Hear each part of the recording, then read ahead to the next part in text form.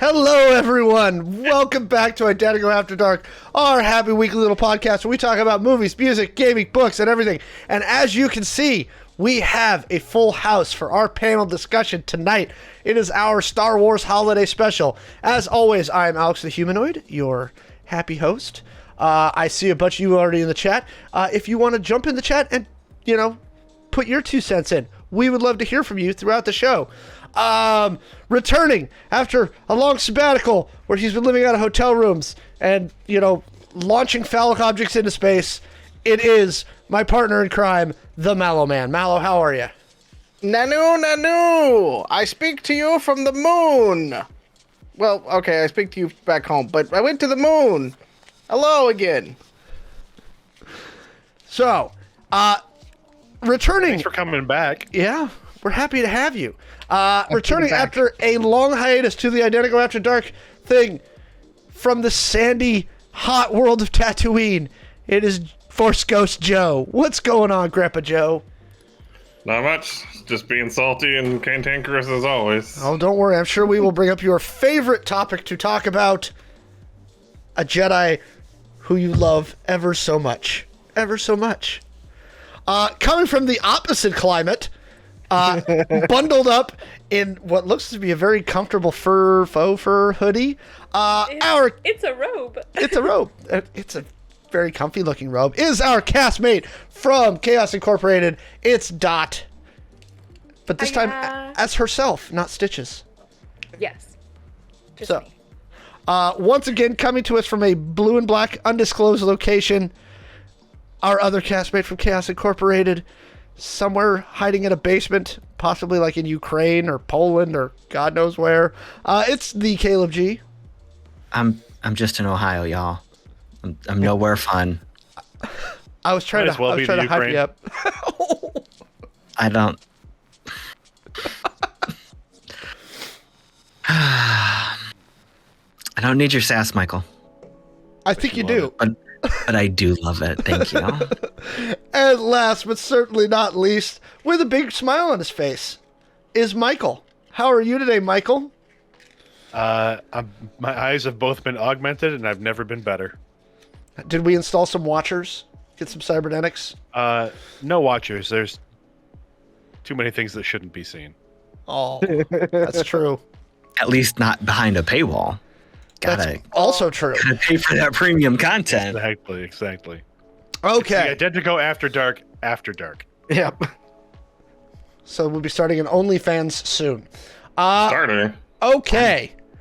I'm Yes, Chris, that is the infamous GrandpaJo. Okay. So let's start teeing this up. It's of course a Star Wars holiday special. More Why? than famous. Because Christmas is time for Star Wars, or at least it used to be. See, Life Day. in the heady days of the early teens, Disney bought Lucasfilm for so much money. And Big Papa Iger, he came to us and he said, "You will receive more Star Wars movies." And we did. We got more Star Wars movies. And they moved them from their normal launch days in May to December, which was great because we got Star Wars in December for 5 years. And then they just cut us off cold turkey. Those rat bastards. I mean, we kind of got Star Wars. We got Avatar. It's basically the same thing. Wow. Okay. Wow. We're going there. Wow. Here we go with the hot takes. No. Avatar is Fern Gully. We all know that. Fern Gully plus True. Dances with Wolves. Not only that, but the last Star Wars Christmas movie we got was Rise of Skywalker. Which came out like 3 years ago today. Or yesterday, actually. Yeah. So, going all the way back to Mallo's previous podcast, the Super Magical Fun Time, we used to do Star Wars specials after all the Star Wars movies. We have not had a Star Wars movie in 3 years, so here we're here to say, why is that the movie that they left us with? That was your last one, Lucasfilm? That was it. That was what they gave us. That's where you're leaving us. Yeah. They left us great out time. in the cold. No, they brought us home. It was nice and warm and hopeful. Because they technically ended on Tatooine, so... Right? Because they can't come up with anything else besides, like, Tatooine. Well, I mean, they did, but it was just another desert planet, and they just changed the name to another weird name. Jakku. Oh wait, there was also another desert planet in Rise of Skywalker that they went to get the stinking knife where they found Lando. True. Because apparently planets only have one ecosystem in Star Wars. I Unless you're want on the Endor. knife. All right, so who wants to start with the hot? Actually, let's start with this. Did anybody actually like that movie? Yeah, Cricket. it's Star Wars. Crickets. Yes. Oh, It's Star Wars, so I mean, it is better than, Avatar. I mean, I was happy to see Star Wars, but I was not happy with what they did with the film. So it was kind of a love-hate relationship. All right, so okay, so some Star Wars is better than no Star Wars, but bad Star Wars is not better than getting Star Wars. It was better than No. Thor: Love and Thunder. ooh, was so it? What Yes. No. Disagree. It had a coherent plot. I'm sorry. feeling Did you here- say Rise of Skywalker had a coherent plot? No, Thor: Love and Thunder had a more coherent plot. What I'm feeling here is that I think a lot of the conversation is going to revolve around me making this face. And I'm just gonna be over here being sad because All right, so that's a bummer. let's do this then. Caleb, why? Yes. Why the love for Rise of Skywalker? I've heard plenty of hot takes about why people absolutely couldn't stand the movie. I think my initial reaction when we did the podcast back then, if I recall correctly, was it was fine. But that was it. It was fine. It wasn't good. It wasn't the worst thing I've ever seen in my life. So why like the movie? Star Wars is high fantasy set in space. And at its core, Star Wars tells us that there are two things most important in the universe: hope and people taking action for themselves. And in Rise of Skywalker, we had both of those things in spades.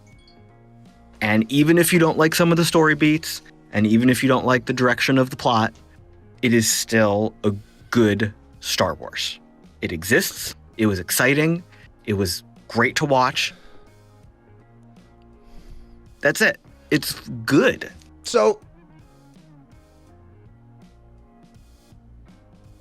I don't directly disagree with any of those points. Specifically, right? But taken as a whole has an issue. So like Return of the Jedi was 2 movies basically. Right?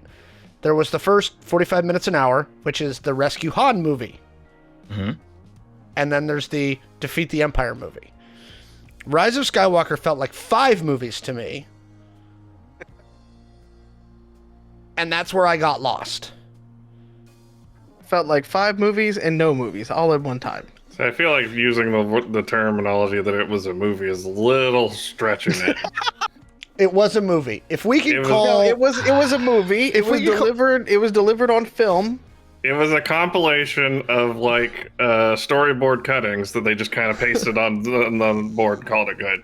Okay, but that is the definition of a movie.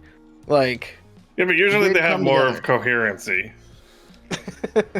I think the biggest struggle for me was taking all of the nostalgia beats that we got in Force Awakens, which to me was just copy paste A New Hope. That right, okay?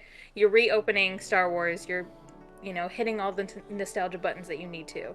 So I feel like that's why there were so many different plot arcs in Rise of Skywalker, because they were trying to reignite those feelings again. Hey, we know we messed up with this one. Let's fix it by making you have those happy nostalgia feelings again. Let's revolve, some of the plot around one of the droids so that you feel like, oh yeah, these guys are back. Okay, solid. I'm on board again. see, it's the funny thing about it too is that I liked Rian Johnson's version of Star Wars more than J.J. Abrams, which almost got me kicked out of Skywalker Sound and Skywalker Ranch recently. But I don't care. read the room, friend. Sometimes what I've learned in business, sometimes you don't say the words that are in your brain and you keep the inside voice inside, even when, you've got the blood vessel that's about to burst. It's when you just Yep. Oh, I'm doing emails now. But now I'm gonna kick I it do over. a lot of emails, I'm gonna kick it over to Michael. Two questions for Michael. Okay. How did you feel about it when you saw it, and having ruminated on it for obviously the 3 years that Lucasfilm hasn't given us any new movies? So I'm gonna keep hammering you, Lucasfilm. There's no excuse to have not released another Star Wars movie by now. In the time since then, has your opinion on the movie changed? Let's see. So I went into Rise of Skywalker hopeful. Mm-hmm. I left Rise of Skywalker entertained. Mm-hmm. That's all I expected. So when obviously as everyone, when I saw the level of discontent with Rise of Skywalker, I was like, okay, I get it. Like, I understand. I can see where the holes are. I can see where things didn't line up for people. I can see where there were choices made that people didn't like or disagreed with character-wise, disagreed with plot-wise, story-wise. And those are all fine beats. Star Wars is for everybody, and everyone likes Star Wars in their own way. Mm-hmm. I have seen Rise of Skywalker since then, twice, 2 other times. Okay. And in both cases, again, I watched it and found myself at the end entertained. It was not the worst movie I've ever seen. It was not the best movie I've ever seen. It wasn't the best Star Wars movie I've ever seen. But I was entertained, and that's all I really wanted out of it. I wanted to get some Star Wars feelings. I got Star Wars feelings. Was I overly vested in the characters? Not really. I don't feel like the sequel trilogy did a good job of setting up a universe in which these characters really meant a lot to me. But I also realized that these movies weren't necessarily for me. They hit nostalgia beats, but these movies also, I think, were for, they are meant to like foment in a younger audience the feelings that we had about Luke, Leia, and Han, and Chewie, and R2, and C-3PO, and Vader, and so. Yes, when you look at Force Awakens as a reboot of New Hope, it essentially was, because they were looking to, again, kind of recreate this storyline, this tale, for a new generation of kids, and still bring in the old fogies and the people that grew up with it in other ways. Mm-hmm. So I've accepted the sequel trilogy as that. And whether it did a good job of that, I don't have kids, so I don't really have a good barometer for that. But I was entertained. Okay. And again, it hit like Star Wars to me has, if the movies didn't hit necessarily, but as we've talked on this show before, Disney Plus has done a lot for me in Star Wars. Mm-hmm.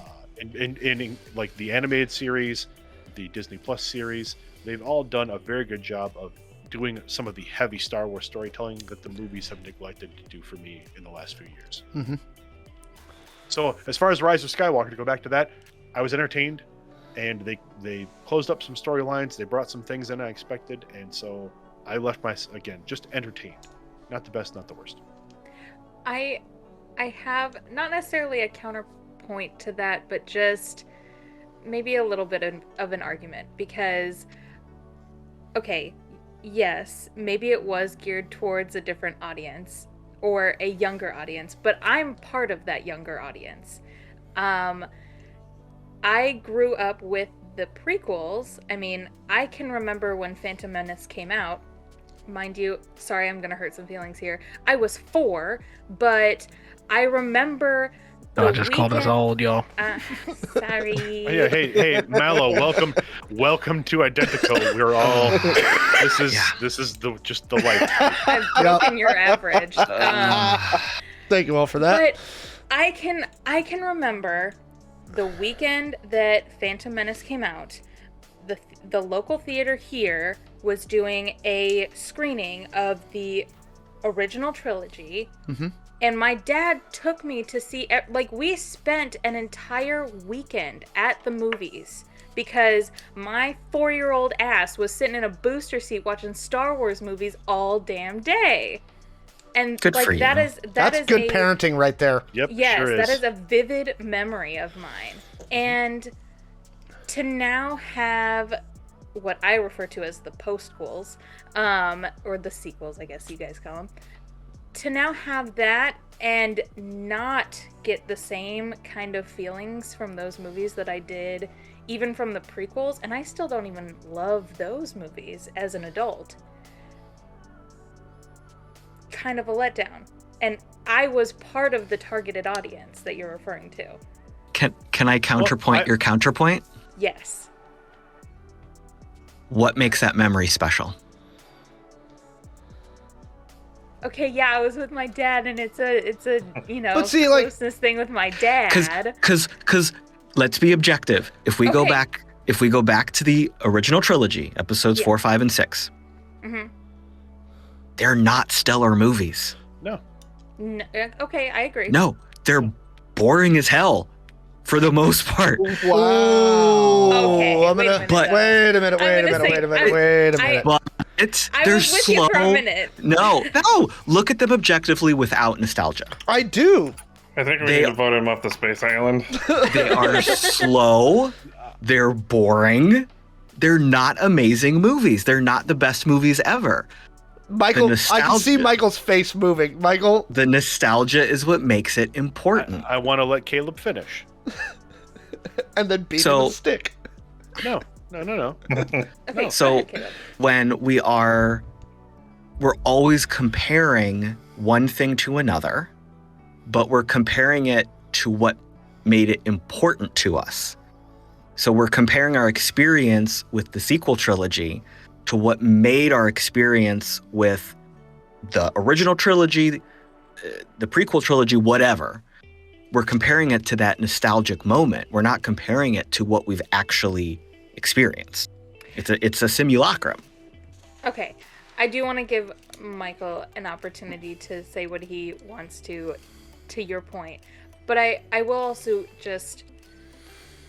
I'm not discounting that any of the sequel movies were entertaining films, because I do agree. Like, if you purely went in to see...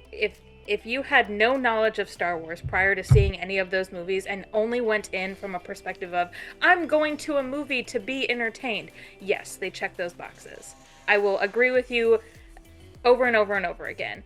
But if you are going in for the nostalgia, if you are going in for those good feelings that seeing the prequels and the original trilogy brought you, I was utterly let down. I want Michael to respond before I launch into my time. Michael, yeah, Okay, it's, yeah. I Go, changed Michael. my background so I could be the bad guy again. I'm gonna say that I agree with Caleb to the point that the original trilogy are not good movies. They're not great. Sorry, they're not great movies. The original trilogy is B movies at best. Like, they really are, and they were designed to be that way. They were designed to be along the lines of like a Flash Gordon or like they were designed to be. It was a George Western. They were It was a George spaghetti Lucas's- Western. I'll give you that for the first one, but They were George Lucas's version or vision of what Saturday morning serials would be if they were movies. And they were made on a shoestring budget, which did factor into that. Yes. And that being said, again, no one could have predicted what happened when Star Wars came out. It just could not have been predicted. No one at the studios, no one who saw that movie before it hit the theaters was ready for what happened when when A New Hope hit the theaters. and see, And Lucas capitalized on that and made bank. now here's the Yes, thing. yes. This is where I will disagree with you. There are elements of the original trilogy that you can put down, right? I still say to this day, and Mallo's heard me say this about 1,000 times, George Lucas can't write dialogue to save his life. Okay, the dialogue in A New Hope is terrible. Okay, Sorry, Nerf Herder was fantastic. Okay, his banter is not good. I mean, it's mediocre at best, which is why he got different people to write episodes 5 and 6. Right? He didn't write those movies, which is why they're noticeably better in that way. But I think that the reaction to them, if they were just, and I know that that was his vision. Like, he's like, all right, Saturday morning cereal, spaghetti western. He took a lot from Kurosawa and all that stuff. Campbell, all those people. But something about the heart in the story and the way that those films were put together touched people, and has touched people for 50 years now, almost 50 years, right? Where those are still considered seminal classics because of something about them, whatever it is, whatever intangible thing it was that the studios didn't see, that George himself didn't see, turned those into classics. You could say the same thing about the Indiana Jones movies and everything else. I still think that the Indiana Jones movies were good movies. They were well executed in their thing, and they still touch people in an important way, in spite of the fact that Big Bang Theory was right. If Indiana Jones wasn't in Raiders of the Lost Ark, the movie would have ended the same way. It's true. I had to listen to the logic, but it really is sad but true. So I don't think they're arguing. But arguing that point, arguing whether or not the original trilogy were amazing movies or mediocre movies or bad movies, doesn't erase the impact of those movies, Right. on the people that watch them. Like, again, I am a lifetime Star Wars fan because of my reaction to those movies, because of how they touched me and how much I enjoyed them as a kid and how much I still enjoy them as an adult.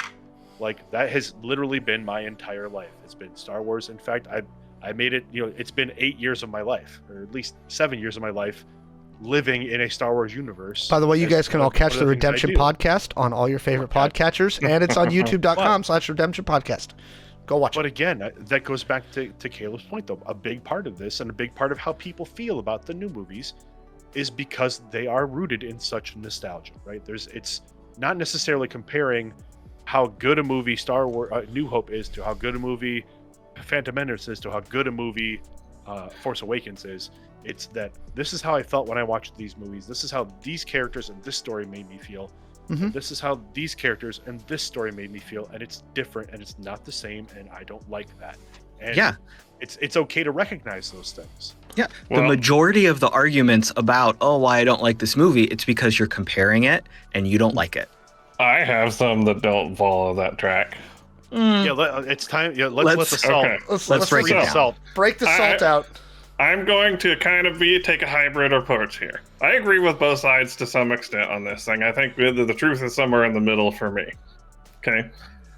Well, I think one of the big reasons why the original trilogy did so well is because they were projects of passion. Because Lucas had to do a shitload of stuff to get the New Hope filmed and released and put out there. Like, he shoestring budget, and that wasn't because he wanted to be artsy about it. It's because he didn't have the money. He couldn't get anyone to sign on to finance it the way it needed to be financed at the time. It's also a cult classic because it revolutionized a lot of things about the way movies were made at the time, which factors into it. But to me, it's also like, I don't feel like you can really say that the Star Wars are objectively a bad movie, the original trilogy, because they were made in a 70s and 80s style, and that was the style at the time. Mm-hmm. So, I mean, you got to kind of keep that lens in place. But I kind of feel like the last three films, for a lot of us fans that have been fans for a long time, it was kind of a bait and switch. Because they made a whole lot of publicity about how J.J. Abrams was using practical effects this time instead of overdoing CGI like they did in the prequels. Like, and they was like a whole media blitz about, see guys, we're going to bring back the old Star Wars. And then they literally did that by copying and pasting the old Star Wars, and it ended up being nothing but a soulless cash grab. Now, I love Star Wars. I love the improvements they've done to the visual style. Like, I love seeing Star Wars with modern, visual effects and all this stuff. But, like, it felt soulless. Like, if you're going to resurrect something after 30 years, don't copy and paste the script. Write a new one. Get some people. Spend some of that Disney money. Am I the only motherfucker out there who, every time everybody's like, Force Awakens is a copy pasta of A New Hope, I'm like, there's like two things like A New Hope. It's the not whole movie was A New Hope. I I legit. Thematically. The whole movie was the New Hope Thematically. script that they copied and No. pasted and No. then changed a few things so the plagiarism No. filter didn't catch it. Yes, it No, was. no, I agree it was not. 100% with Joe. No, it's not. It's, Okay, it's you absolutely. I will defend Force Awakens in this way. The only thing, there was no analogous situation in A New Hope to the Rey Kylo Ren fit. That whole fight. Show me where the analogous situation occurred in A New Hope. It's not It was there. two old men swinging sticks at each other. You do not put the Darth Vader fight, the Darth Vader Obi-Wan fight, which thematically meant something very different than what the Kylo Ray Finn fight on Starkiller Base meant. But Right? to make you At the feel time, better. hold up. At the time, it didn't, because at the time you didn't know shit about Obi-Wan Kenobi. You only knew that he was an old man and that he was a space you knew wizard, that he and he looked swung at a Luke. stick at a dude that was like a robot. Look, if you The strike me fight- down, I will become more powerful than you could possibly imagine, which But is there's paid no off. connection to the audience. The only connection we had that was important is because of Luke. Because Luke was like, no! Right, but a minute The later he audience had explains no how. connection. It's not I the mean, same. would it make you feel better if I said it was 75% copy and paste? No, But I- it's not a shot-for-shot remake. It's not. I mean, let's be Who's honest. the about it. analogous character to? Joe, don't change your opinion just because Alex has got some salt. Because Alex is wrong. You're No, throwing because I'm salt. right. Everyone's gonna get salt in their pants. Okay, because I'm right. Who? What's the name? Bulbasaur Force user lady. Who had Luke's lightsaber? Right? Maz? Maz. Force Maz sensitive. Kanata? She was not a Force user. Who is the Maz Kanata analogous person in A New Hope? She was such a throwaway point in that movie that it's She not even really wasn't. worth considering. She was Yes, she did. so much about the All she- setup. All she did was say, "Hey, you need to go do something," and then let Ray go do something. Then showed up and be like, "See, I told you needed to do So something." much And that setup was there. literally the end of it. Right. That's she the did- point of a like, fantasy Where's my movie, boyfriend? that you So much- have Like those that characters. Again, so much to the She point was that the- they she wrote was her the out of all wise the other old- ones. they She did was not. the She was wise- in. She was If in you a look at she- Joseph Campbell's Journey of a Hero, she was I read. Obi-Wan Kenobi. She was Like- only in the remaining movies in a Star Wars Zoom call. Look, It doesn't count. stop putting down my girlfriend, for God's sake. I swear to God, I am in a triad with her and fucking Babu Frick, and I will not have you talk bad about her. I love that relationship, BT Dubs. That is amazing. Also, you can't say a movie is a bad movie because it copies another movie that you Yeah, love. Dan.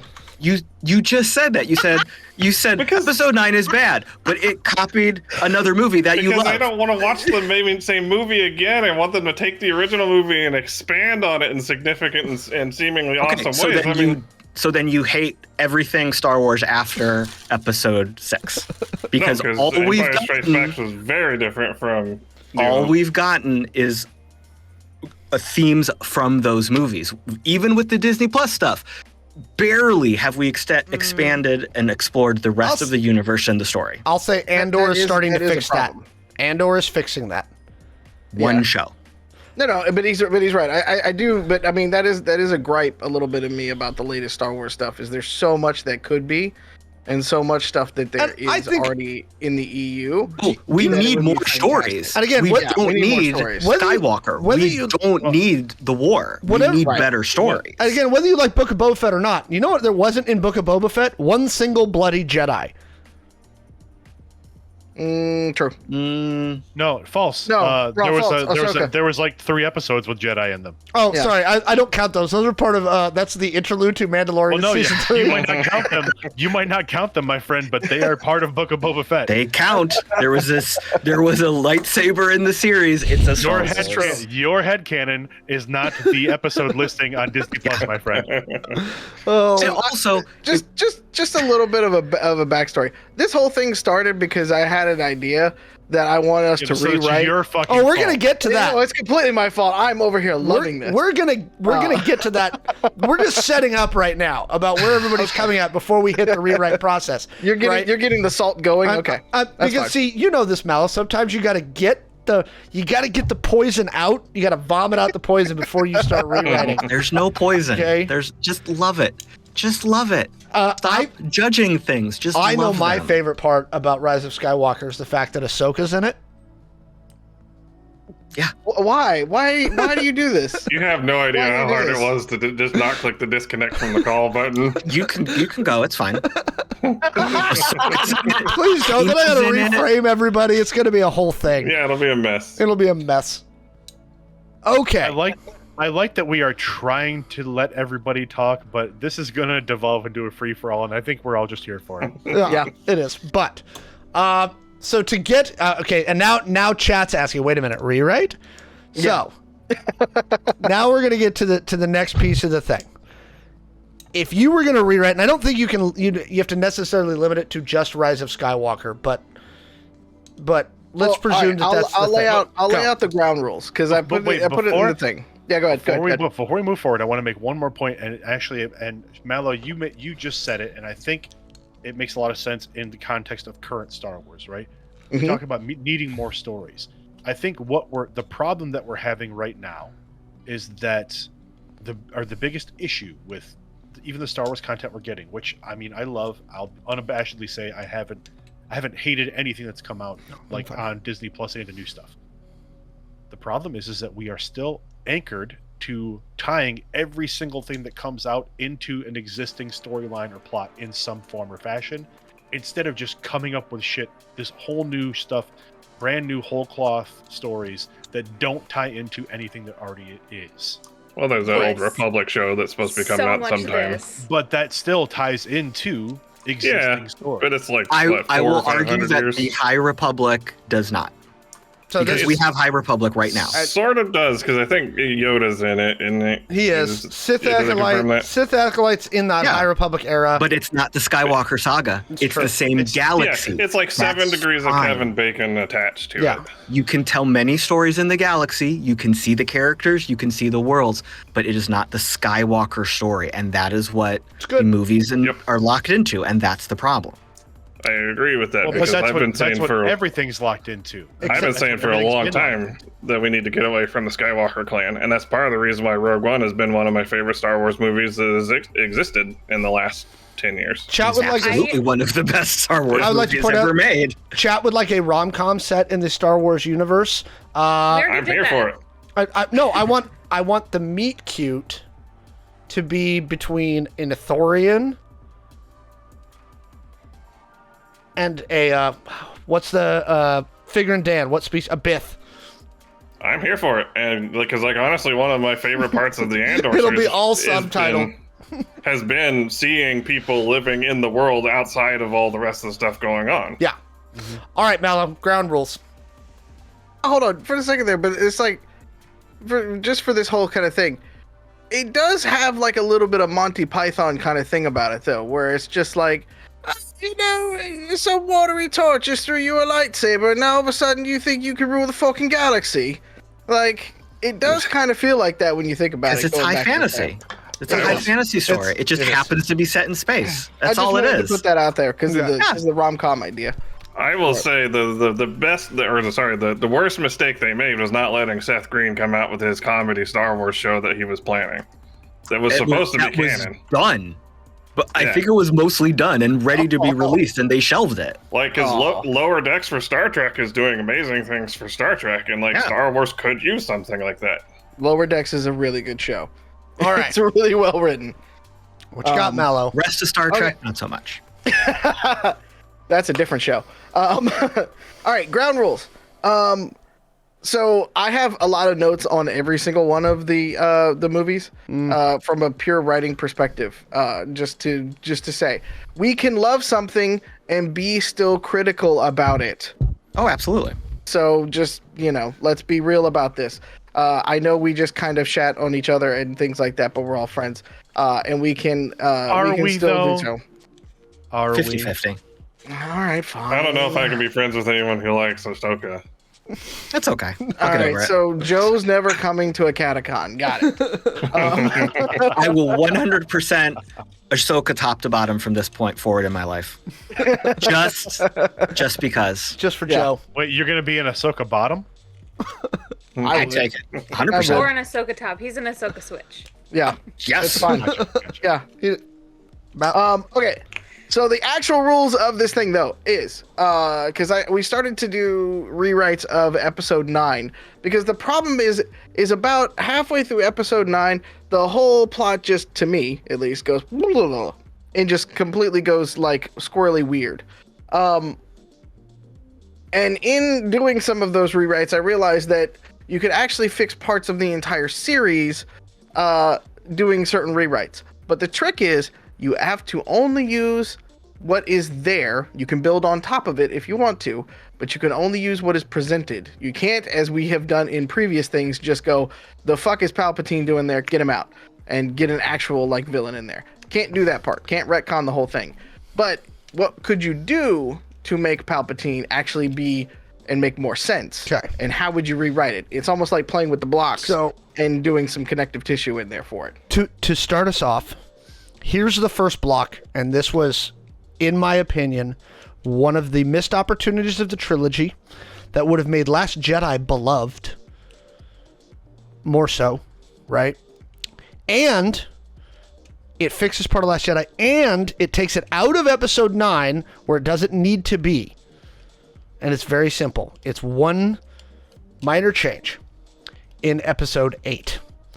You replace Benicio del Toro's character, and I love Benicio del Toro. I do. With Lando. The guy that Maz is sending them after. Oh, he was a great rebellion general. Da, da, da, da, da. And he's in the gambling casino. And so first off, that takes that out of episode 9. You don't have that sequence there where Lando weirdly comes to the rescue for reasons. And you get Lando into the story earlier. And that way, when you're starting episode 9, Lando's already like, he's in with the team and he's helping guide them, right? This is how we did it last time. So you still have Lando there, right? But Lando's going to take a much more active role than rescue them once, go get the fleet. Now, eventually he is going to go get the fleet. But the first thing you do is you pull that sequence out of episode 9 and you have them meet Lando in episode 8. Because that also makes that casino sequence on 8 better. So it's Lando that basically double crosses them. Pseudo double crosses them. Again, you rewrite that sequence a little bit, but I don't think that can work because Lando's a known character. The First Order knows who Lando is. He can't do that. I think what are you trying to get at is so that like they could still be captured and you could still have that fight within the Star Destroyer on 8. Maybe Benicio del Toro is a guy Lando thought he could trust, and Benicio del Toro still betrays them, but you bring Lando into that sequence.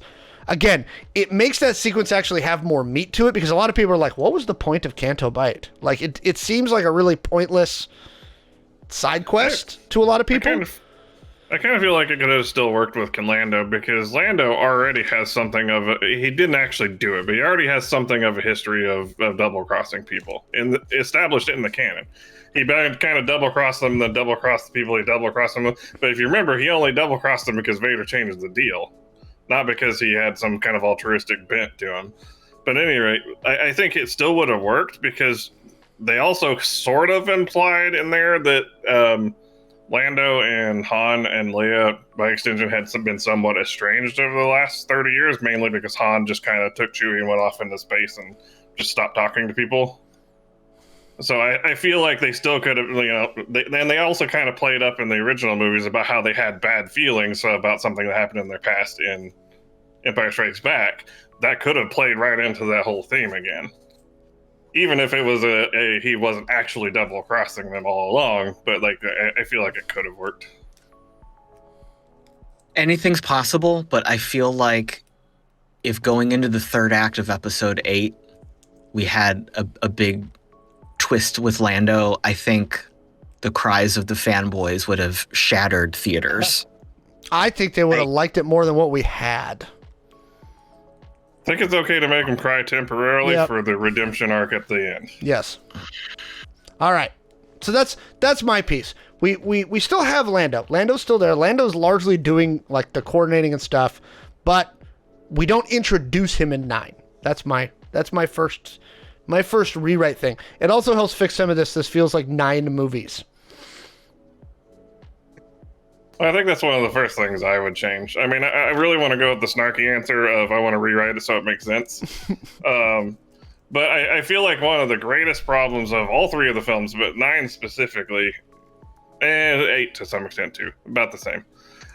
Star Wars traditionally had kind of there were B plots and even C plots, but they generally only focused on a relatively small number of characters, and you were typically with them pretty much the entire time.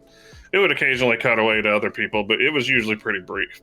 I kind of feel like these stories tried to do too much with too many characters, and they should have just focused on a core group of characters and left out some of these B and C plots that you completely divert the story to go, hey, let's go hang out on Casino Land. Let's go meet people with space ponies. Let's go, like, it just... But that's they could have done the same movie. They could have done so much more if they had focused on a couple small characters and used that time for some more development in those characters and the plots. Yeah. No one... Weird opinion to it. Oh, go ahead, Caleb. You go first. None of us are going to change each other's opinions. We know that. But saying, hey, let's make the shows we don't like the shows we did like, kind of just says you're just not liking it because it's not what you like. Let's just put some truth on that hook. It could be. And that's fine. That's totally fine. I don't care. If you just say, I don't like this movie, okay. But that doesn't make it bad. Yeah, but that's not part of this game. So if you were going to rewrite one plot point or thing out of Rise of Skywalker, Caleb, what would it be? You're the script supervisor, and you're like, hey, what about this? Should we maybe not do this? So we open on an oppressed city under the First Order. Through a series of vignettes and cuts, we see that it's about 10 years later. The First Order you're doing a big time jump. The First Order has completely taken over the galaxy. Okay. And we see a series of cuts to gravestones of all of the main characters. Everyone is dead. Through the course of the movie, we see the resistance rise as guerrilla groups, as terrorists. They come together, and there are figures guiding them. We only see them in shadow. We only see impressions. Each of these, we see these groups telling stories, and we see flashes that might be Rey, that might be Finn, that might be Leia, that might be Lando, but it's always very unclear. And the point of this is that the people are rising up to fight the First Order that is now just the new empire. Mm-hmm. And it's the people that are making these choices. There's no Jedi. There's no magic, because it's always about the people. The people are the ones that do all the important things, not the Jedi, through the original trilogy. And that's what we see again. You've already written a 10 times better film than what we got. It's just a different story. So wait, That's all. so at the end of your version of this, are the Flashes Finn and Rey and Poe and Lando? Or are we left with that as a mystery? We don't know who those shadowy figures are. Because it has to be the third movie of a trilogy, there has to be a conclusion. Yes. So what we see is that they are Force ghosts. That's all it is. It's just the Force. Because the Force, both the cosmic Force and the living Force, is the pulse of the galaxy seeking balance. Mm-hmm. The Force is what inspires people, but the people did it. And maybe there's a scene where we see, the Force ghost kind of fading off into the stars, whatever. We make it heartfelt and sentimental, but we take away the fact that, oh, there's a Jedi. It's just the Force. It's just people doing things. Or we just do Duel of the Fates, because Duel of the Fates is a damn good script. I saw the one that, is that the one that Colin Trevorrow wrote? Yes. But that one didn't work because Carrie Fisher died. That's why they ditched that script. Yeah, you still could have used it. It was a very good script. It was a great script. I've heard the audio drama. I've read the comics that they're working on. I looked at the stuff. It's a solid story. It is. It would have been great if Carrie Fisher didn't die. You still could have tweaked it. I think you could have too. I mean, they already did the Mary Poppins All right. scenes. I so see. they could have just I done see a that. sparkle in Dot's eye, though. I think Dot's mad at me. I think I'm Dot. sorry. I think Dot had some thoughts during all of this.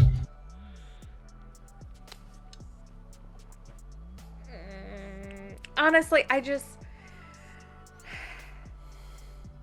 if you were gonna start off the sequels by giving nods to all of the original characters, while still also playing on the parallel of those original characters with the new cast, then starting off the final movie with, oh yeah, everyone's dead now.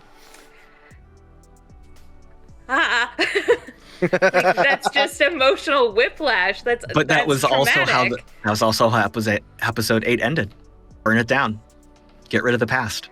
That's why episode 8 told us you don't need the past. Stop. Sure. Look at this. Here's Broom Kid. Broom Kid's going to be a new hero. Yes, there's going to be people that use the Force. Fine.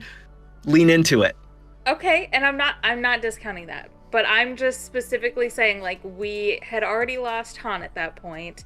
Leia's now. I didn't get that. Could you try? Siri's trying to argue with me. Siri's very upset too. Siri's like, what are you talking about? Siri clearly doesn't understand Caleb's point either. Yeah, fine. I didn't That's quite fine. get that. No, I actually understand Caleb's point. I like it. It was a joke. I mean, it was no. a joke. It was a joke. I do understand your point, and I do agree to an extent. I think that at that point, I think timeline-wise, refreshing the plot and refreshing the characters at the end of the trilogy, it would just feel like a cop-out to me. It's like, to that point, the part in Rise of Skywalker that I would rewrite is the whole scene between Rey basically killing Chewie. That was unnecessary. Why?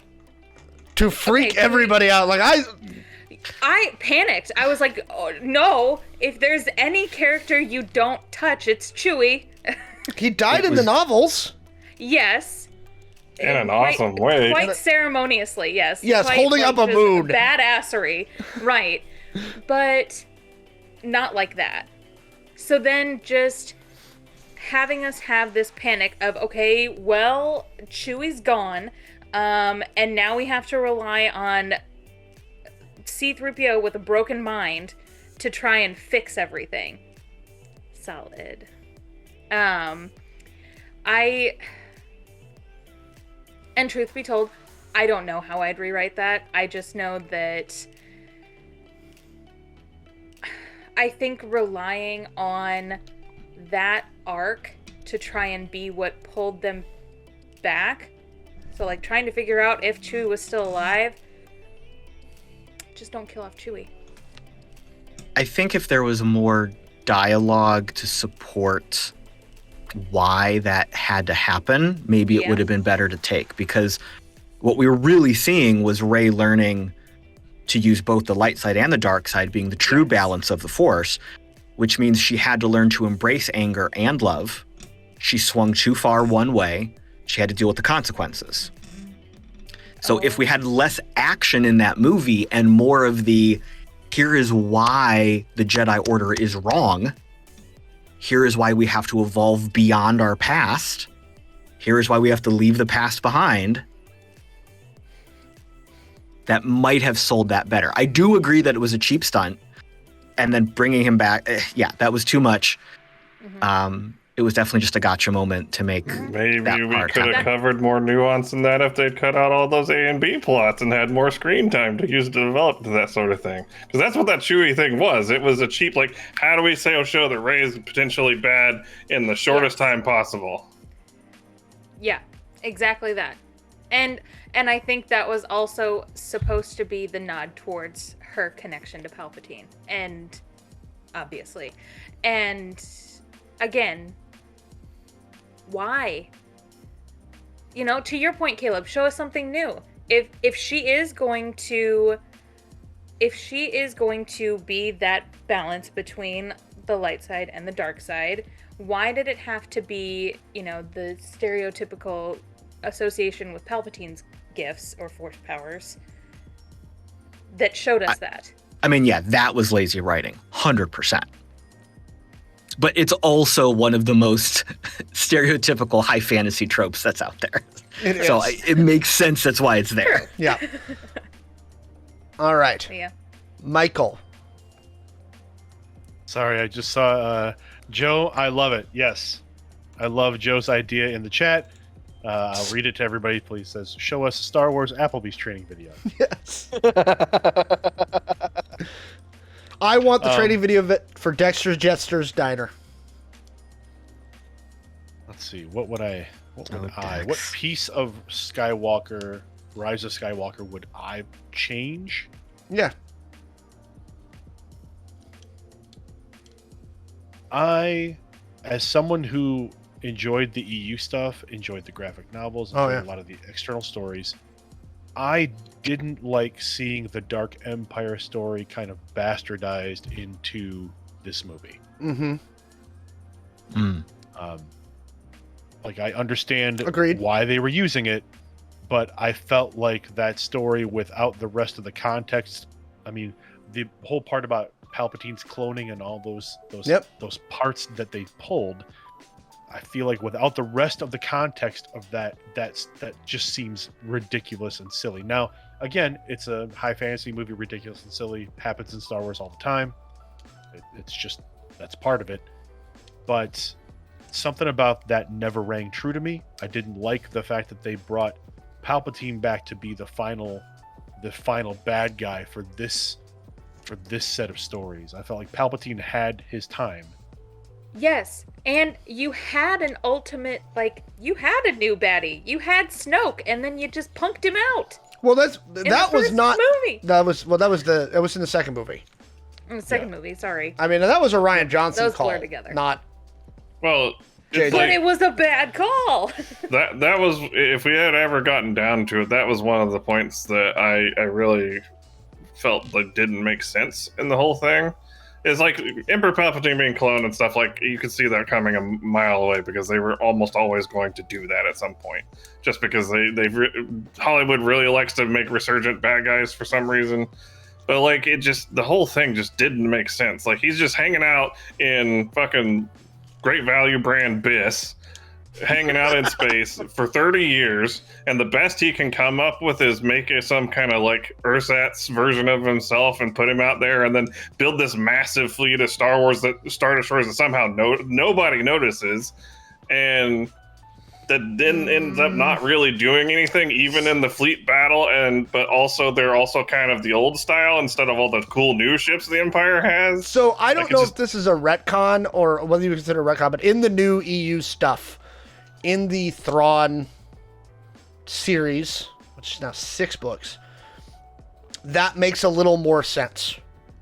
Well, I never finished those books because they were terrible. They were great. And we've had this argument before. We're not going to go down this road. I loved the new Thrawn novels, and that's all. There's also a novel that gives a lot more context to why Lando did what he did and where he was, and Ochi, and everything about Rey. I mostly agree with you, Joe, but it does make a little more sense with that. And that, yeah. I'm also the type of person that, I mean, I'm sorry to say this, but I also believe that you shouldn't have to read a side story 100%. to understand why something happened in 100%. in a major piece of this story canon, right? Completely agree. Like side novels should be to tell exactly that, side stories that aren't necessarily directly explaining major plot points of a larger tale. Right? But I do like a novel that expands on the past, but not in a critical way. Exactly. But anyway, to go back to that. So for me, the piece that I would work around or rework would literally be the entire Palpatine presence in Rise of Skywalker. And the downside is that I do not have a good workaround for it, because I don't know what the best way to do it is. If we consider that you can't really change what happened in the first two movies, those things happened, and we're talking just about Rise of Skywalker, the First Order in and of itself had proven to be powerful enough and large enough to be a threat in and of itself, right? Even with the death of Snoke, the First Order was still the major power in the galaxy. They had already decimated a number of resistance planets. They had already proven their power.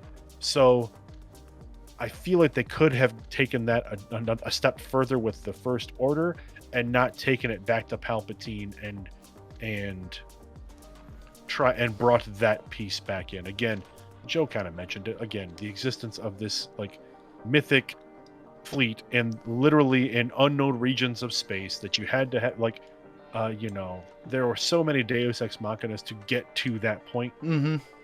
That as much as I loved that last space, the space fleet battle. That is one thing I will not rewrite, is the reappearance of Wedge Antilles. I am the guy that will pause that scene and look at every single ship on the screen and be like, I recognize that ship. I recognize that ship. That ship's from the EU. I love that shit. I live for that shit. Had many of the same moments in Duel of the Fates. Exactly. Many of the same echoes. So, I love that stuff. So I would not remove that, but I feel like there was still enough. If you look at all the ships they brought to this planet, right? So if they can raise that fleet, then they should just have taken that fleet and fought the First Order. Straight up fight the First Order and make that the climactic end battle, and make it still, you can still keep it, basically Rey versus Kylo, because at that point, Kylo was still basically the next person in line to take over the First Order. See, that's how I get around the Palpatine stuff by leaving him there, is he's a spirit, a Force ghost. Have him still be the one that was secretly influencing Kylo the whole time, right? But then I think at some point you have Kylo basically eliminate him, right? And make Kylo the final bad guy. How about this? And to build on that point, to be able to say, you saw Kylo's attempt to try to have this connection with his grandfather, right? This connection that he was desperate to get with Vader. So then, instead of it being Palpatine, you have the spirit of Palpatine maybe is the one that's driving Kylo to the dark side, or driving his rise in the dark side. Mm-hmm. And then you have maybe this, the combat at the end is the spirit of Anakin trying to bring his grandson back, trying to say, you don't have to do this. Don't do this for me. Don't do this because of who you think I was, because I was not that person. At the end, I was not that person. That, again, you get that closure again back to the nostalgia piece, and you're able to put Kylo against this thing that he put all of his faith in, is actually the thing that, again, kind of a throwback to the first movie, right, is the thing that saves him, is this love or this respect or this desperate need to connect to this person that he never knew. And he finds out that person was never the person that he thought he was. That just gave my heart the warm fuzzies. I want that movie. What's that ending? Yep. So that's what I would change. I would pull the Palpatine arc out completely and make it something that gives us more to connect us to these characters in this story. And there's plenty, as we've talked, there's plenty of connective tissue left in this universe to make a good story that still gives us this new set of characters and gives us something to hold on to with those characters, versus the only downside to your version, to that version, is we do lose what I thought was in my opinion, the strongest scene in that film, which was the discussion, the showdown between Kylo and Han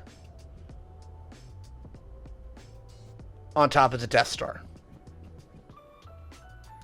Whether he was, just a manifestation of what was in Kylo's head, right? When I saw Han appear on screen, that was the high point of the movie for me. And watching that scene, right, where Han's basically, and again, whether it's the cosmic force manifesting Han, or Kylo hallucinating, right? That to me was the best scene of the film. So I'm gonna throw something out there along these same lines. We remove some of the cloning stuff, all of it, whatever. We have more of a focus on the Resistance actually gathering this army, this navy, like they did. We have two epic fights happening in the third act. Part of it is the naval battle, maybe with some land battles as well, some army battles, whatever. That's the big driver. Again, people doing it, not space wizards, because that's important. We then also have Kylo and Rey fighting. Big, huge lightsaber battle, wherever it is, somewhere really cool. We see whether they're force ghosts, whether they're spirits, whether it's just memories, whatever, we kind of see different key figures almost embodying and fighting with them and kind of taking each other out. So maybe we see a Palpatine and a Luke. Maybe we see Maul and Qui-Gon. Like we almost get like they're fighting through the bodies, not like a possession, but like they're almost tapping into some fighting styles and some memories, and they're kind of going back and forth. Kylo's winning. Rey's scrambling. She doesn't know what to do. And then, to echo what Michael just brought in, the conclusion of the fight are the people coming in to save Ben.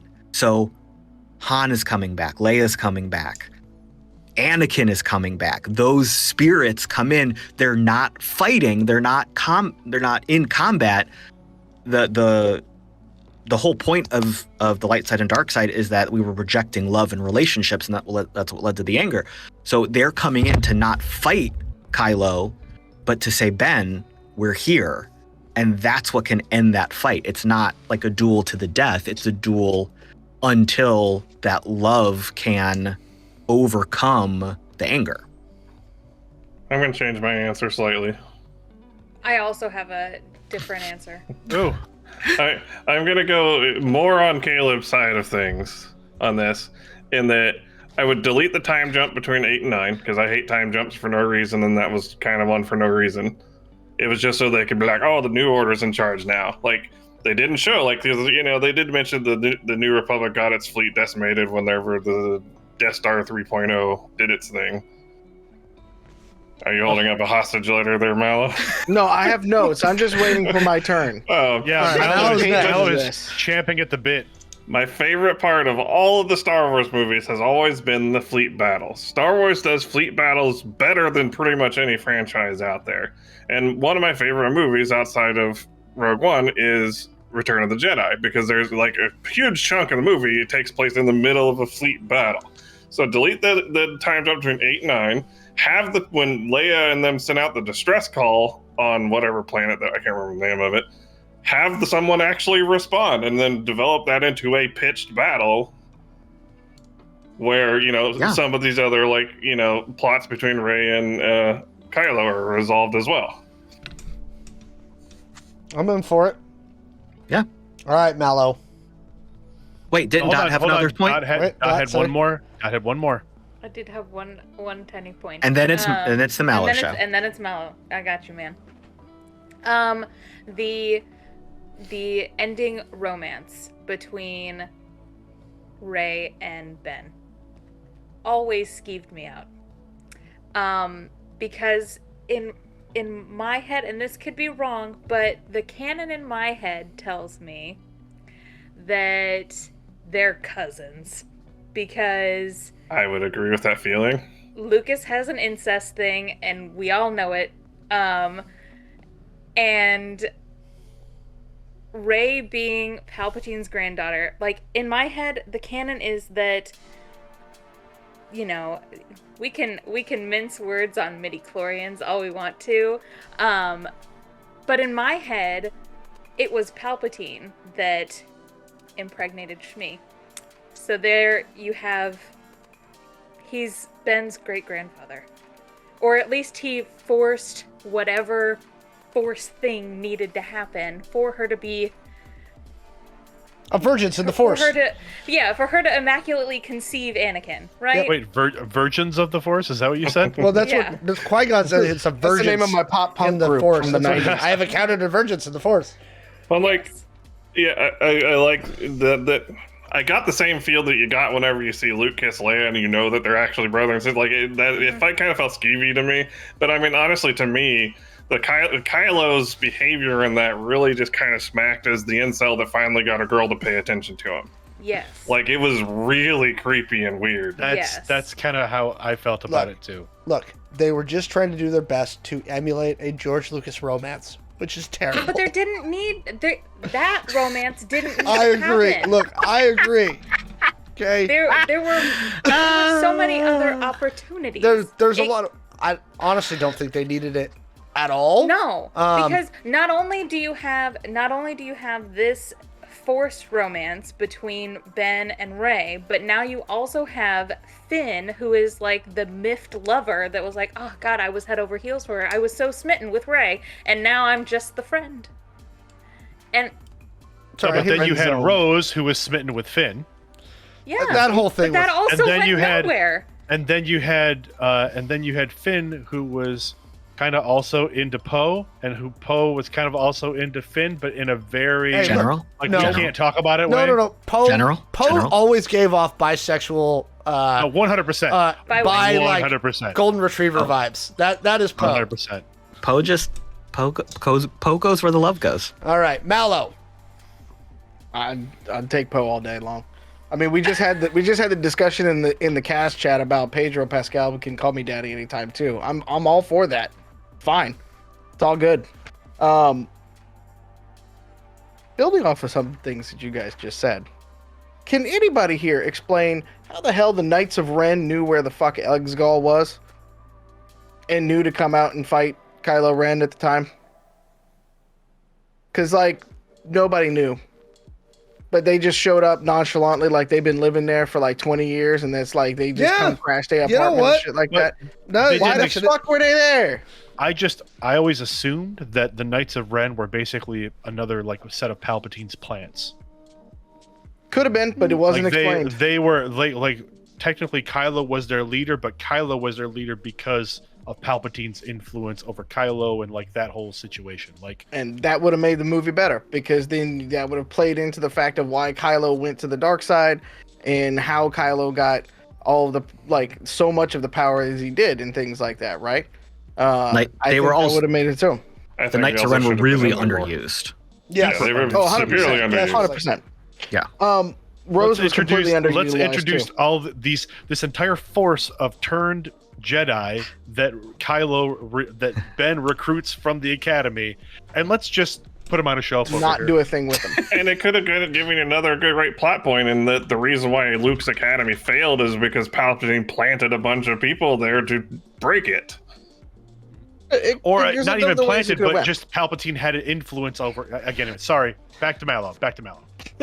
No, make your point first, and I'll come back into it. No, I didn't. I was just going along with what you were talking about with the Knights. So Go. Well, because here's the thing: is I think the thing that was missing from the entire series is you had Finn that was force sensitive as well. You had multiple force sensitive or even like full on force users that could have been in that series, and I don't understand why we must have the one-on-one lightsaber combat, because Duel of the Fates in the first movie in episode 1 was killer. Like, having Darth Maul take on 2 Jedi showed the power of Darth Maul at the time, and showed how cool that lightsaber combat could be. You know, it got carried through to the rest of the Also series. showed how powerful Obi-Wan was. Yeah. Well, when he let anger take over, because that's the thing. is technically that's the time that Anakin became Darth Vader, is when Qui-Gon died. Yeah, the dark side won the duel. Yeah. Yeah. It's like poetry. It repeats and I it know. connects. I'm just saying. Can you do that again with your fingers, Mallo? Scissor me, daddy. Ooh. Ooh. It is After you. Dark. Everyone loves the acclaimed.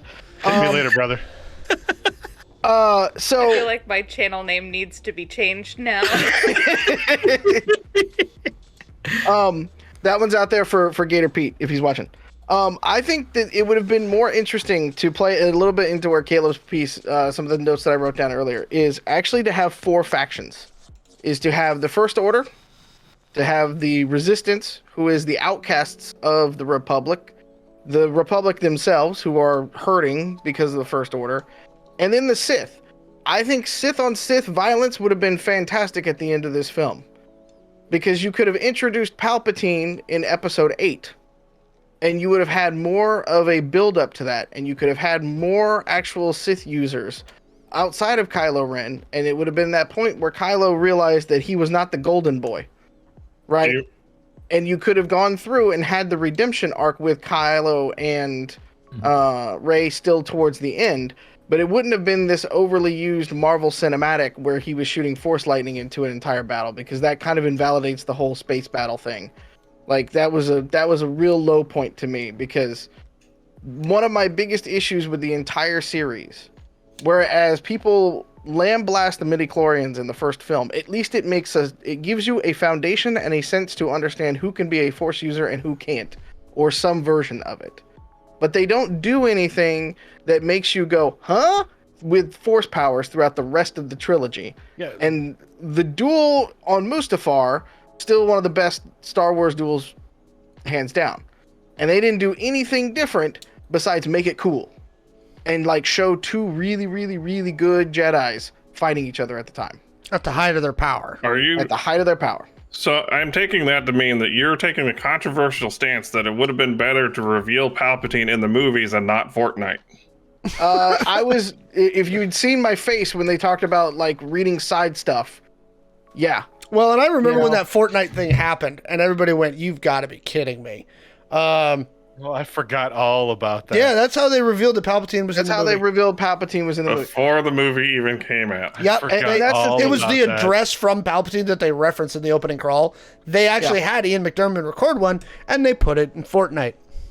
And that's the thing that should have been in Episode 8. You could have kept Canto Bight, because the thing about Canto Bight is it showed that there were people profiting off of the First Order, and it showed people that weren't involved in the Skywalker saga who could care less about Rey or Finn or whoever's in charge. They're just going to make money. It shows certain people to be the scumbags that they are, because they're out living it up while there's a whole First Order Again, out there murdering people. The right? reason I actually love that part about Canto Bight.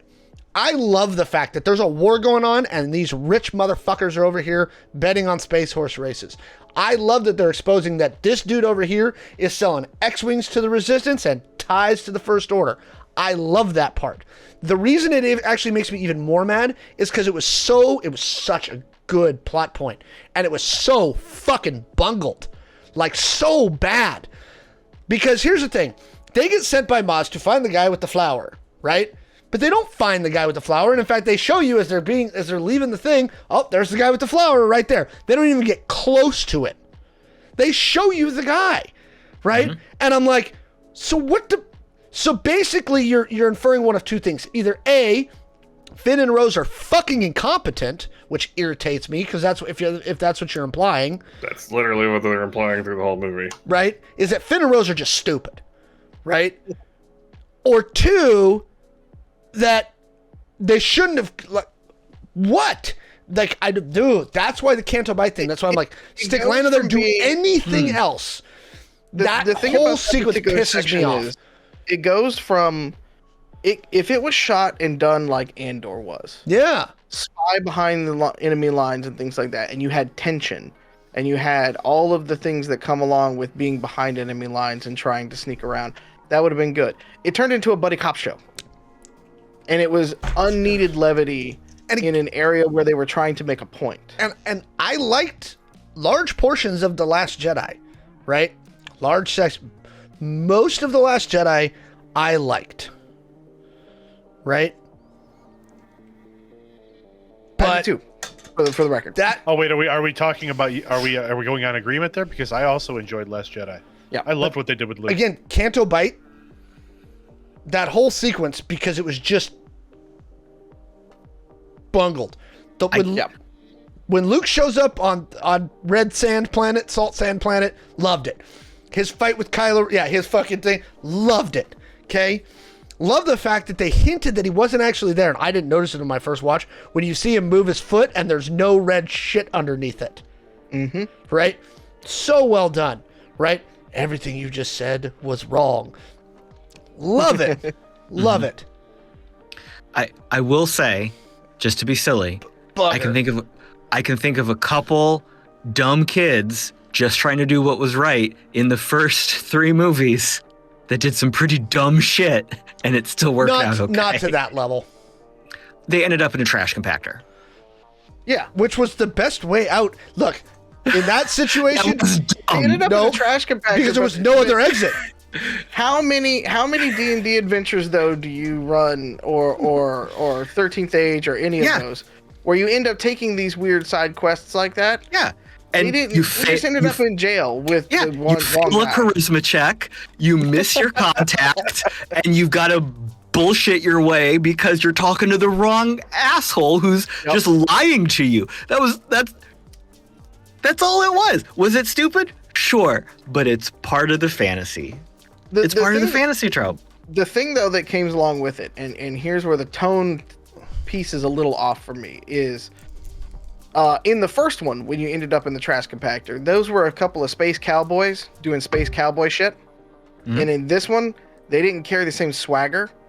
And because of the writing and the way that it was presented. I'm sorry. Even though I think that Finn and Rose, every actor, this is the thing about it is, I put everything of all the criticism on the writers and the directors, because the actors carried the shit out of this entire soundtrack and did amazing with what they had to work with. So what would have been way cooler, right?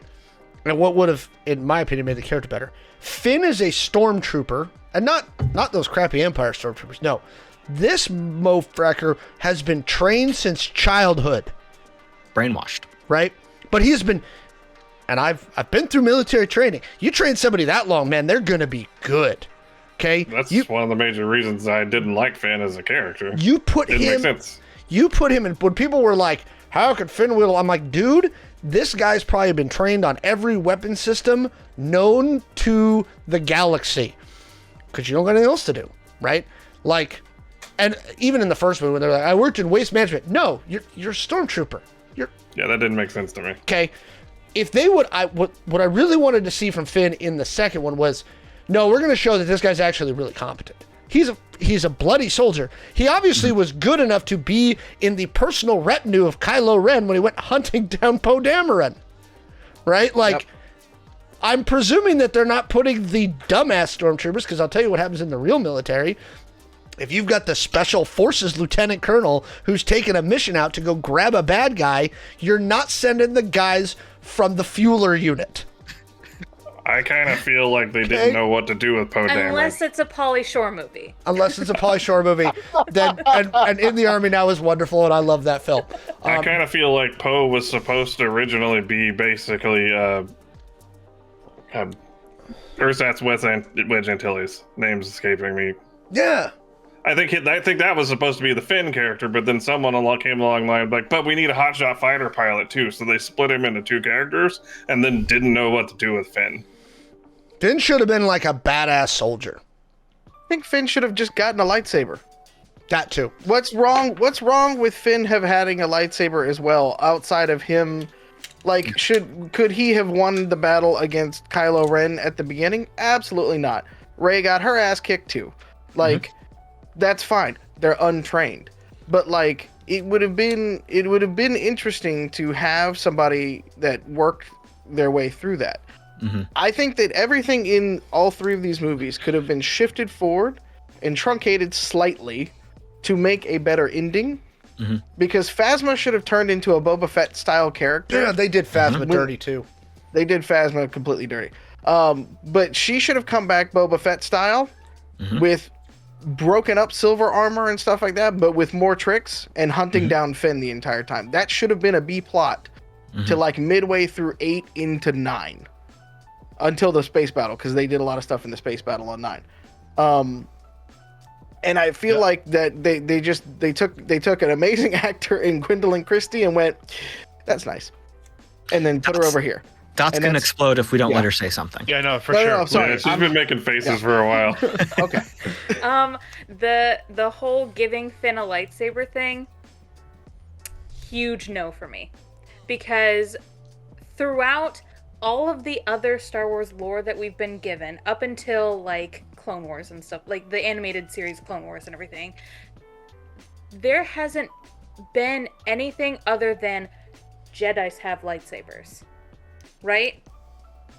Mm-hmm. So to say that this stormtrooper picks up a lightsaber, immediately knows how to turn it on, and then starts swinging it around like he knows what the hell to do with it, ooh, I'm not saying he knows how to use it. He gets his ass handed to him. He does pick it up, turn it on, and try it, and gets his ass handed to him. But then Rey does the same thing. Like, how long is she fucking around in the forest with a lightsaber before Kylo shows up, and they actually fight it out? I think she should have got her butt kicked a little bit quicker. Yeah, frankly, that is a trained weapon. So why the hell could she just pick it up and be like, "Oh yeah, this is fine. I know what to do with it." Because the implication is that she has the Force guiding her. Like that's The- always kind of But been no somewhat other- the canon with Jedi. Yeah. But even with that, even as like Ben is training Luke how to use his saber, there's still a technical application to that. He's still having to learn how to wield the weapon. It's not just, yes, search your feelings, Luke. No! It's because There's more to it. It's because she accepted her place as the one in the Matrix, and she suddenly is able to do all this like amazing stuff. he So knows kung fu. The argument, I do agree with you, Dot, but I think the argument in the fiction is that, one, Rey is good because she is the dyad with Ben, and she is feeding off of his abilities. They're mirroring in her. Okay, I can appreciate that. The other argument, and this is a bigger stretch, with essentially the Force, with Jedi being mostly eliminated, and arguably one of the most powerful Jedi ever shutting himself off from the Force had no way to interact with the universe. And the Cosmic Force and the Living Force were essentially struggling to interact with people. We have suddenly people making the choice to rise up and take action. The Living Force can sense that and interact with them. It's kind of like suddenly someone opened a jar to pour water in, and the water had somewhere to go, and it overflowed. Okay. I have So an alternate perspective. Okay. I do- If Finn being mostly Force sensitive, then it just kind of, kicked him in the ass. But that's a big stretch. Yeah. Big stretch. I do Big stretch. understand and appreciate that perspective, though. And I don't disagree necessarily. But go ahead, Jim. What if, and Caleb kind of made me think of this, at this point in time, there's not really any Jedi left.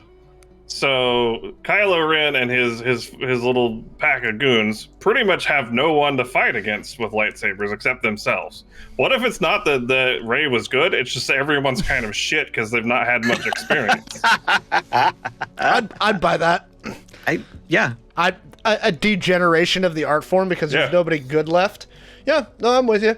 All right. Does anybody else have any notes? Because I think we've done a pretty good job of rewriting most of Mallo this had a trilogy. novel over there. Mallo? I do have a novel. but I don't know won't. that we got through Mallo's. Yeah, what else you through, got, through Mallo? Mallo's notes. In moving everything up earlier, you should kill off Snoke in the first one. Because there's no sense in bringing Snoke into those, because Snoke was a shit character. I won't hear any differing opinions on that particular one. He was I just think terrible. he was only a shit character because they didn't develop him at all. You literally get flashes, bits and pieces. You don't get any more. Sorry, Yeah. And by the time you started to develop that, he was already fucking dead. Nope. I liked his voice. Hang on. It was the same thing with Palpatine. It was 100%. I was literally just going to say that. Everybody made Because that. at least with Hang on. Palpatine, wait, no. At least with Palpatine, Oh, here we go. you get the original trilogy, right? But then you also get the Senator. You get the development in the prequels. So, but put that in your mind, because most of us, sorry, I'm going to date us again, and thank you for being 4 when the prequels came out. Most of us grew up in an era with 3 movies. Okay. Palpatine was mentioned. He doesn't even appear. The Emperor has disbanded the Imperial Senate. The last vestiges of the Old Republic have been swept away. That is the only mention of the Emperor in the first movie. Second movie, pre-Ian McDiarmid, we had the crappy other hollow thingy where he talks to Vader for like 30 seconds. That is the entirety of the development of Palpatine's character until he walks off the shuttle an hour into Return of the Jedi.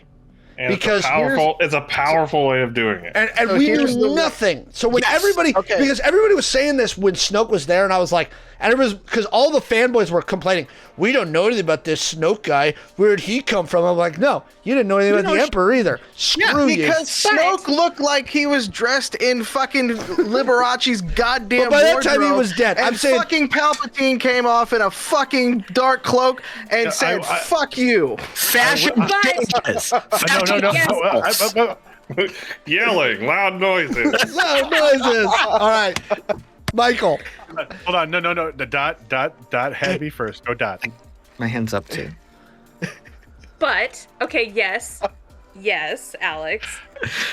But if we are taking into consideration all of the films, because we're talking, like, that's where we're at here, then, yeah, Palpatine was absolutely worked more than Snoke ever was given.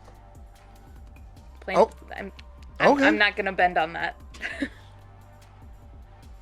I thought Snoke's voice was amazing for but not before voice. That's the only Palpatine reason why I liked him. Died. What were you going to say, Michael?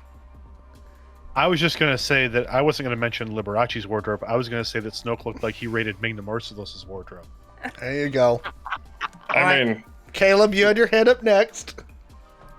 I think we should have, if we're really rewriting stuff, I think we should have committed to Snoke being a completely original character, then having him in these brief, no context moments in the first 2 movies, in episode 7 and 8, would have been mirroring the original Emperor, and then we could have seen a bigger payoff with him not being related to Palpatine, not being a clone, just being another character. A force entity from the unknown regions.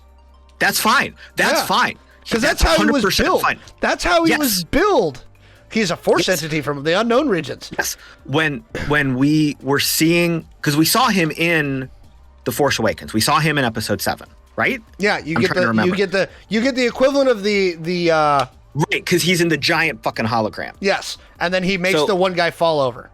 Right. So if that's all we had seen, everyone was losing their minds. Like, who is he? What character is he? Is he a clone? Is he somebody? Blah, blah, blah, blah, blah, blah, blah. If the payoff would have been, he's a new guy. He's just a new guy. He's a new bad guy. Welcome to the party. That's fine. Yeah. And then we see him as the looming threat, the building danger. We see him building through episode 8. And then just like Return of the Jedi in episode 9, we see him take a more active role because his servants are failures. So he's got to say, well, fuck, I've got to get off my goddamn throne and put on my boots and take off my gym jams and take this into my own hands. And then someone comes and fucks him up. That's fine. Just Snoke versus Palpatine. Let's get a lightning off. There you go. What if... I mean, you said clones and it made me think this. What if Snoke was just like a fucked up clone of Palpatine? That would have been fun. Well, I thought that's what he was supposed to be. He was, yeah. But That's why it's all like sort of like deformed and shit. But if they had developed it more, that would have made more sense. 100%. I think you should have brought Palpatine, the whole idea of Palpatine and everything like that, in much earlier and not in fucking Fortnite. No, Snoke and Palpatine are not the same person. Snoke's not even really a clone. He's got some elements.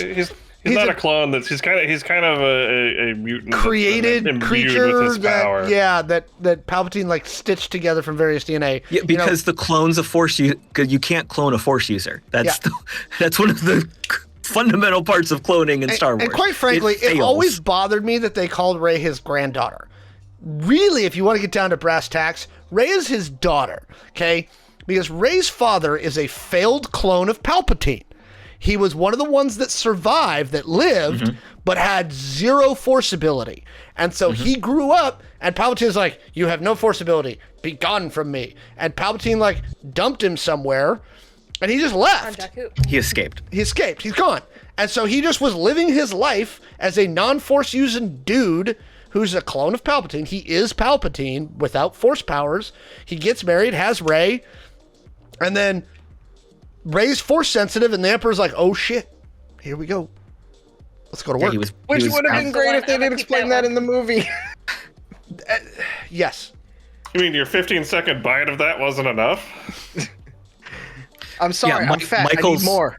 Michael's point of having to read the book to get that. So here's the thing. That's bad. That's bad. Yeah. I thought they explained that fairly fully in Rise of Skywalker when they're explaining the guy who kills, the assassin that kills Rey's dad, Palpatine boy. Yeah. So there you go. It was a throwaway line is what it was. It was. I yeah. love me some EU. Mallow, you got what else you got? That's it for now, because I don't want us to run too long. All right. So I could rewrite for days. last thing I Disney, want call to me. I got you on 11, 12, and 13. seriously, let's go. I got it too. You know I what? got it too. You know what? This is your new writer's room. John Favreau, give me a shout. Can we do one of these for Book of Boba Fett? Yeah. Oh, rewrite that whole thing? Yeah, absolutely. I'd I don't love think to- we need I'd to love rewrite to- the whole thing. We just need to rewrite I'd love to pick at that one. because Oh, it was so fun. I liked it too. I even love liked the it. weird like mod kids because they reminded me of like No. 90s style mod I kids. We've hated had that this part conversation. So much. We've had this conversation. I enjoyed Book of Boba Fett, but I It could have been didn't better. Love it. Yeah. So Lucasfilm has put it's on very and big. pulled off films. So I want some over-unders, right? We got word from Patty Jenkins in her official statement about a week ago that Rogue One is not off the development table, according to her. And that she is, now that she's not working on another Wonder Woman, that You DC's... mean Rogue Squadron? Yeah, Rogue Squadron, sorry. I was gonna say Rogue One. So Patty already have that Jenkins one. has said that since she doesn't have to do a third Wonder Woman movie now that James Gunn is going over this way with the DCU, she's got time now. And I was really Schedule looking... freed up. Yeah. Maybe what happens when you get fired.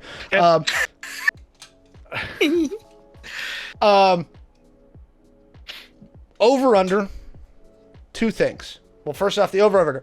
When are we going to get the next Star Wars movie? Because it has now been 3 years, as of yesterday, as Mallo pointed out. It's gonna be a while. When are we going to get the next Star Wars movie? And what's it going to be? It's gonna be a while, if nothing for no other reason All right, than but you got to give me a year. There's gotta been a pick- lot of infighting over there. You got to commit, Joe. You got to commit to commit. a year. I'm thinking probably not for at least another 5 years. So you're saying 2027 is that Joe's? Because partially because there's a couple things in why I'm basing it is that there's been a lot of infighting over there between Kathy Kennedy, is that her name? I can't remember her name. Yes, Kathy Kennedy. And some of the other people involved. But now so Bobby- they're gonna have to Bob they're gonna Iger's sort back. all that. And Bob Iger's back, so he's gonna want to put his stamp on everything. So I think it's going to take a while, and I also think they're kind of waiting and biding their time so some of the angst and anger over this last trilogy can fade. Okay. So, Joe's on the record. 2027. Dot. I'm gonna follow the same pattern. I think another like 5 years. Oh.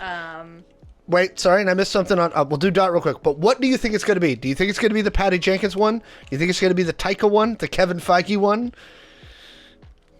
Which one's actually going to get done? I don't know. I don't. The only thing out there right now that I'm even interested in is The Acolyte. I have It's a been TV show waiting. again. Yeah, but I've been waiting for the Sith story. Again, this is Like going Bad to like Boys. What you gonna Bad do? people, bad people, bad people. Bad people, yes. I I never grew up with the fear of Vader. Like, that never was a thing for me. And it was probably because I grew up with Anakin more than I ever grew up with Vader. And when I tell you the scene with Vader in Rogue One, that was the first time I was actually scared of that character. And that meant something to me. So that has completely switched my perception of what I want from Star Wars. I want the Sith stories. I want to know what, like, I want to feel that fear. Okay. That was the first time he was a good version of Vader on screen. Yes. True. Yes. So that's my piece. Okay. So Dot is 2027. Michael. I'm gonna say 2026. The year really doesn't make that much difference. I don't think 1 year makes a difference either way. But I think the fact that they have so many things still planned out that are forthcoming for Disney Plus, I think they are, like Joe said, I think they are, like has been said, I think they're trying to use Disney Plus to rebuild the brand and rebuild loyalty to the brand. And they have a lot more coming down the pipe there that they are going to let simmer before they put anything else on the big screen. If I was to guess which one is going to happen first, I'm going to be willing to say that I would almost bet on the Patty Jenkins Rogue Squadron movie, because it gives them a real easy way to make a ensemble show, an ensemble movie about a crack team of pilots doing something amazing in the Star Wars universe that they don't have to tie to the Jedi, to the Sith, to anything else. They can kind of go in a Rogue One direction with it. I really and go that way. I really want them to do Wraith Squadron after that. I want them to bring that back. I feel like it's I feel like that's out of the movies that they have planned. That's the easiest Rogue one to do. Squadron is the easiest win. Okay. I think it's the easiest one to get people into the theater and go, okay, that was a lot of fun. That was cool. Star Wars is okay. All right. So Michael's 2026. Caleb. I feel like you're just Price is Right ruling this. I was thinking just that too. undercutting me and Joe. I will continue to undercut and go 2025. Oh. Going to be the Taika series. Do you think that's actually going to get done? Yeah, I think we're going to see everything on the slate for Disney Plus through 2023 into 2024. That's also going to give the High Republic series a chance to move into Phase 3. I think in 2024, then we'll get the announcement of Star Wars is back on the big screen. And then we're going to ride that wave of excitement through the year into 25. Okay. And I'll go back to a May release. Mallo. So I do think it's going to be 2025, only because they need the extra production time in 2024. But the movie that will come out will be the Mandalorian, Boba Fett, Ahsoka Thrawn team up thing that's going to happen. Do you think they're going to do like Avengers style? They're going to do all three of the shows and then Avengers already been style confirmed for the most part. Like movie? It's like the rumor. There's enough rumors out there for the smoke to lead to fire somewhere. Yeah. A theatrical release or Disney Plus release? I think it'll probably be a theatrical release because they can make more money off of it. Oh, for sure. And it'll carry enough like main people. They can do it, and it can be, you know, if Andor and the series have taught us anything, that they can tell a longer story and it still be good. And you bring these characters together, I think it'll work. I think the next ones after that are some series that, you know, Rian Johnson's technically the one that's supposed to be writing the next trilogy. And I think you're going to get it Star Wars Celebration either next year or early 2024 is you're going to get the announcement of that series. So 2025. So I'm going to start with my thing. I'm on the 2025 bandwagon as well with Caleb and Mallo. But I will say that I actually more agree with Caleb. I think it's going to be May of 25 for two reasons. One, I think right now there is some pressure to get something done. Because once they started their run, when they were releasing one a year, it was not their intention to go from releasing one a year to releasing none for, at this point, at least by the time, even if we're right about 2025, it will be 6 years. And I really think that that's not Lucasfilm's intent.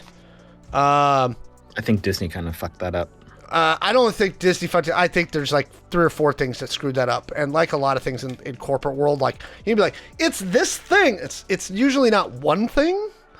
It's 6 things that kind of like all happen to happen at the same time. I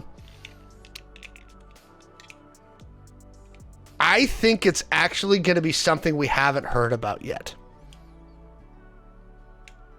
I think that they're going to put Rogue Squadron back on the development slate, and I think we're going to hear that's releasing in 2026. But I think they're going to release something in May of 25. I also think that they may look at it and go, do we need to go super grandiose with it? Could we do like a more grounded film? And I think, so the next celebration, I actually looked this up while Mallo was chatting on his, is in April of this year. Or April 23. So it's about 4 months away. It's at XL London in England. Yep. So Celebration Europe is the next actual Star Wars convention. And we're all going, right? April. Europe, we're all going. Team trip, right? We're doing it at spring break. Just saying. Mallo, you know some folks that can get us there on a shuttle, right? I might make some calls. Someone drive by and pick me up. We'll all get in cosplay and we'll all arrive on a shuttle. It'll be great. D23. Cosplay. I'm already in cosplay, man. D23 is the next time after that. Well, so you got Celebration, you got Comic-Con, and then you got D23. That's kind of the order that their announcement cycle is going to go this year. Yeah, I think I'm going to a Celebration in the next like 3 or 4 years. That's happening. I've been putting it off for so long. I went to Celebration 2 for episode 2. Like Electric Boogaloo? It was. They literally started them for the prequels. That was when those comic conventions started. Right. So Celebration 1 happened right before episode 1 came out, and Celebration 2 happened then. And actually, back then, do you know who ran them? A little company we're all familiar with, Gen Con LLC. And you had to walk uphill both ways in the snow to get there. I was waiting. Barefoot. Waiting on it. With a bear for a backpack. Okay. Barefoot. 2027. 2027. They're going to release a film. You had to carry a protocol droid on your back in a net. We get it. So, Damn, Tauntaun was dead. In 2027, they're going to release a film that's going to be the new beginning of the trilogy, and it's going to point out and prove that the Yuuzhan Vong were behind the whole thing all along. Joe, get out of here. Just leave. I would agree with Mallo, but sadly, Ryan Johnson did an interview this week and said he very much, it was 6 days ago, intimated in this interview that he doesn't think he's going to get to do a trilogy. He thinks he's done with Star Wars. Kathleen Kennedy is going to get fired within the next year. Ryan Johnson will be back, and money moves a lot of things around. I mean, and he had the second best performing Star Wars movie. They did perform financially worse. I just think that how much did Netflix pay him for Glass Onion? Enough. I mean, he's going to be locked down on, because he's got, what, 2 more of those to do for Netflix? Yeah, but it's okay. Disney money trumps a lot of things. Don't worry. Well, we all know Netflix overpays. So that's the only area where Can we not use that word as a verb anymore? What? That's true. Yeah, I hate true. that. I like that. I think about it as in the card game too. I know. I also think that Ryan Johnson coming back to do a trilogy, like if you're talking about waiting to get the goodwill back, bringing him back as the first film out of the gate after the Skywalker saga, I think would cause a lot of consternation in the fandom, and I don't think they want that drama. I want to see it all. I want to be that drama. I just want to write Star Wars. Just let me write Star Wars. Yeah. Look, we'll That's be all your I writer's room. Look, and here's the thing, Lucasfilm. I saw the thing with Kevin Smith. You can't get Kevin Smith. He said he wouldn't do a Star Wars. There's no amount of money. He says the fandom is too toxic, and he's not wrong. Look, I'm fat. I'll do it. I'm fat, and I wear a lot of NHL jerseys for you, so I can. Yeah. I can And be you're- Kevin Smith. Knock I'm on not and- tall, and- but I'm really good at being quiet. If Star Wars is willing to fund that garbage anime anthology, they should be God. willing to fund our garbage anthology. Oh There boy. you go. Like, There's, let's just make a whole there's series our, of there's our shows. pitch. And on that note, And on that note, hey everybody, Can I add one more Go. thing, Alex, before you Go. before we dive off here? This panel was a shitload of fun, and I really think we should do these for After Dark a lot more often. hey, when we've got availability for folks, I'm on board. You all know this. I invite bevies of people all the time. It's fun to just like talk with you and me, or Oh, like you and Joe, or you and Sean, and you and Mallo. But you know, the panel format is just a lot more fun. I would love to do one of these a month. You and I agree way too much. Yeah, we You can do. always call me. I'll come in and just be the cantankerous You know what? negative man. I may start calling you more Joe. God damn it! All right. Like, I don't care what it is. I'll just take the negative opinion just to poke the bear. Anyway, with that, everybody in the chat, thank you for being active. Thanks for participating. I see y'all in there. I'm starting to see some of these new names more and more. So I know we've gotten some new viewers in the last couple weeks. Thanks for sticking around with us. I really enjoyed having you. I've been very kind of pleasantly surprised.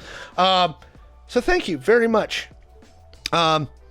You can catch up on back episodes of Identical After Dark on YouTube. They're getting uploaded like pretty much daily. Kaylee, our other person, has been producing those and pumping those out to YouTube like mad, and it's been great. Also, you can catch up on yesterday's episode of Chaos Incorporated on YouTube. So go to youtube.com/Identico. Go ahead and subscribe over there. It costs no money, but we love you. And then like and help us with the algorithm. Stupid algorithm. Come back on Tuesdays to watch Chaos Inc. Yes, and then so Chaos Inc. will be back early in January with 3 of the people on this panel right now. I think they're about to torture someone. jeez. Well, some of us are. In Others of us an auto are garage. almost missing limbs. Yep. Yeah, that and everybody's half shut up. So it's been great. But we'll be back with Identical After Dark next Wednesday. Everybody, have a happy holiday. Okay? Try to not stress too much. Right? And remember, there's a Guardians of the Galaxy holiday special. Which I highly recommend. And we talked about that a few weeks ago on the show. So if you haven't caught the Guardians of the Galaxy holiday special, go ahead and catch that. Everyone, good luck in Blizzardgeddon. For those of us in the Midwest and East Coast. Oh, yeah. So stay warm, stay safe. Try to not let your families, Well, Dot's already in it right now. see? Oh, look at all that snow right there. Help me, I'm cold. Right. Yes, I've actually also heard very good things about Violent Night. So apparently David Harbour just crushes in that movie. Did in Hellboy too. From myself and the team over here, do y'all want to say anything? Do you have any holiday messages for the viewers before we sign off? Drink your Happy eggnog. holidays. Take your vitamins. Be good to each other. Be good to yourselves. And always stay weird. All right. Good night, we everybody. Love you all. Bye.